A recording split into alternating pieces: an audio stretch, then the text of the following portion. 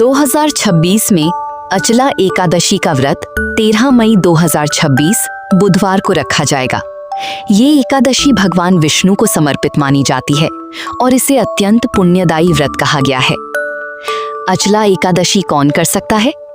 ये व्रत स्त्री और पुरुष दोनों कर सकते हैं। विवाहित, अविवाहित, वृद्ध या युवा सभी कर सकते हैं।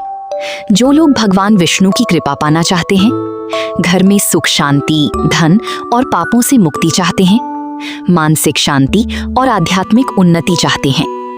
यदि कोई व्यक्ति पूर्ण उपवास नहीं कर सकता तो वो फलाहार करके भी ये व्रत कर सकता है। अचला एकादशी करने से क्या लाभ मिलता है? मान्यता है कि इस व्रत को श्रद्धा से करने पर जीवन के पापों का नाश होता है, भगवान विष्णु और माता लक्ष्मी की कृपा प्राप्त होती है, घर में सुख समृद्धि आती है, आर्थिक परेशानियां दूर होने लगती हैं, मन को शांति और सकारात्मक ऊर्जा मिलती है, मोक्ष की प्राप्ति का मार्ग प्रशस्त होता है, पूर्वजों की आत्मा को भी शांति मिलती है।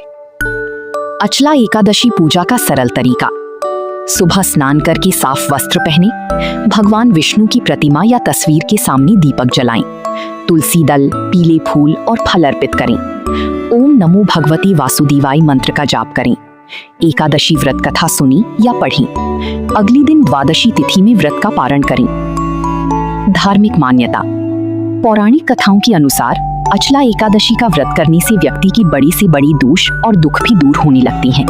ये व्रत भक्त को भक्ति, पुण्य और मानसिक शक्ति प्रदान करता है।